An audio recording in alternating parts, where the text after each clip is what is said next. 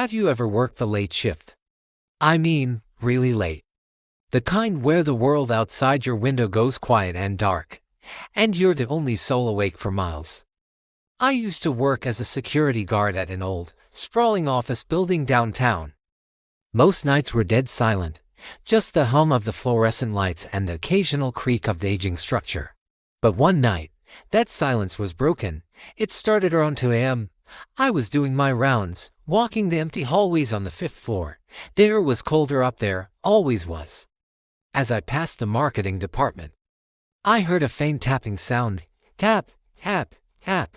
It was coming from inside one of the cubicles. I stopped, listening. It was probably just a loose wire or the building settling, I told myself, but the rhythm was too steady, too deliberate. I cautiously peeked over the cubicle wall. The office chair was slowly spinning. As if someone had just gotten up. The tapping had stopped. My heart started to pound. I called out, "Hello, anyone there?" Only silence answered. I checked the entire floor, every office, every closet. Nothing. I shook my head trying to rationalize it, and continued my patrol. My footsteps echoing a little louder than before. An hour later, I was back in the security office on the ground floor, watching the monitors. The 5th floor camera was static quiet, but it was usually like that. Suddenly, a flicker of movement. I leaned closer to the screen. The image cleared for a second, and my blood ran cold.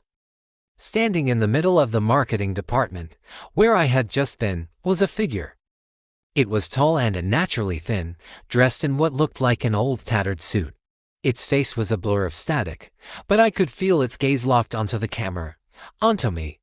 Then, it started to walk. It moved slowly, deliberately, right towards the elevator bank. I watched, frozen, as the elevator light for the 5th floor lit up. The arrow pointed down. It was coming for me. I scrambled for the phone to call for backup, my hands shaking so badly I could barely dial. The line was dead. A loud ding echoed from the hallway. The elevator had arrived on the ground floor. I locked the security office door, my breath catching in my throat. The soft ping of the elevator doors sliding open was the loudest sound I'd ever heard. Then, footsteps. Slow, dragging footsteps, getting closer and closer to my door. I huddled under the desk, trying to make myself as small as possible, praying it would pass. The footsteps stopped right outside. I held my breath. Long, drawn-out scratching sounds started on the door, like fingernails dragging down the wood.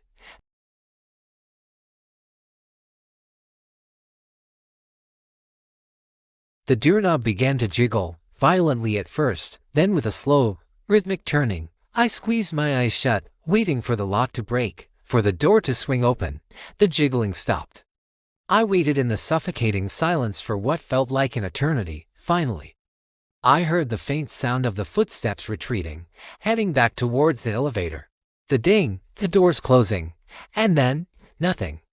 I stayed under that desk until the sun came up, until the first employees started to arrive with their morning coffees. I never told anyone what happened. They would have said I was overtired, that I imagined it all. But I know what I saw. I quit that job the next day and I've never taken a night shift since. Sometimes, when I'm alone in the quiet, I can still hear that scratching sound, a faint echo in my memory. And I know, whoever was in that building that night, it's still there. Waiting in the dark. Thanks for listening. If you enjoyed this story, don't forget to like and subscribe for more. Stay safe out there. It was one of those nights where sleep just wouldn't come. You know the feeling, right? Tossing and turning, mind racing a million miles an hour. So, I decided a late night walk might clear my head. My neighborhood is usually pretty quiet, almost eerily so after midnight. Streetlights cast long, dancing shadows, and the only sound was the soft crunch of my own footsteps on the pavement. It was peaceful, or so I thought. I was about a mile from my house, turning onto a street I didn't often take, when I first saw him. He was standing under a flickering streetlight at the far end of the block, just a silhouette. I didn't think much of it at first. Maybe someone else couldn't sleep either. I kept walking, my pace steady. But as I got closer, a strange feeling crept over me. He wasn't moving, not an inch, he was just standing there, facing away from me. I crossed the street, trying to put some distance between us. My heart started to beat a little faster. As I walked past on the opposite side, I couldn't help but glance over. He still hadn't moved. It was weird, but I tried to shrug it off. I kept walking, picking up my pace just a little. After about a block, I dared to look back. My blood ran cold. He was gone from under the street light. I scanned the street, and there he was, on my side of the road now, about half a block behind me. And he was walking. Panic started to set in. How did he cross the street so fast? And why was he following me? I told myself to be rational. It was probably a coincidence. He was just going the same way. So I made a random turn onto a side street, a little cul-de-sac, a dead end. It was a stupid move. I know. I just wanted to see if he would follow. I walked to the end, then turned around. My back against a fence. My phone felt heavy in my pocket. Should I call someone? What would I even say? A guy is walking behind me, and then he appeared at the entrance of the cul-de-sac. He stopped, standing right under the only light. This time, I could see him a little better. He was tall, wearing a long dark coat, even though it wasn't particularly cold. I couldn't make out his face. It was completely lost in shadow, like a void. He just stood there, watching me. We were locked in this silent standoff for what felt like an eternity. My breathing was shallow. My palms were sweating. Then, he took a step. And another. He was walking towards me, his pace unhurried, almost casual. But what was terrifying was the sound. Or rather, the lack of it. His footsteps were completely silent. He was gliding over the pavement without making a single noise. Every instinct in my body screamed at me to run, but I was frozen, pinned by fear. He kept getting closer.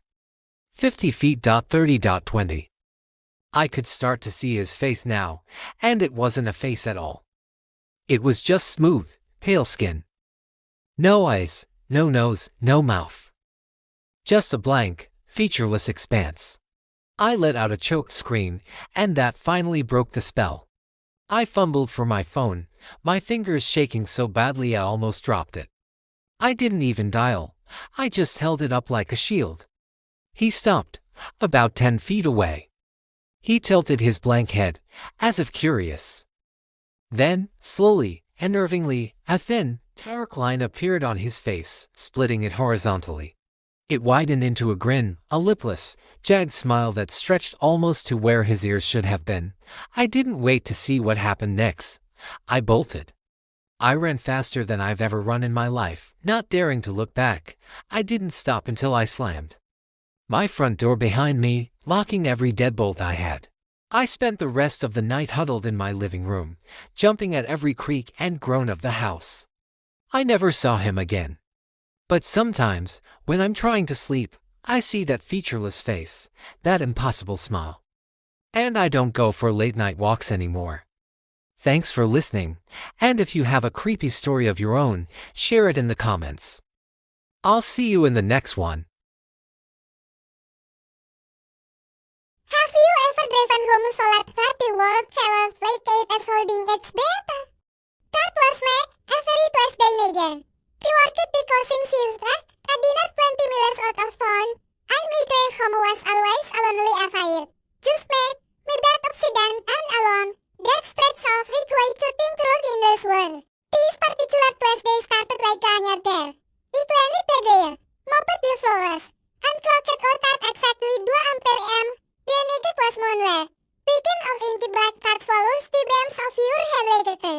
I put on my usual light naked playlist, a mix of all rock songs, and started the drive.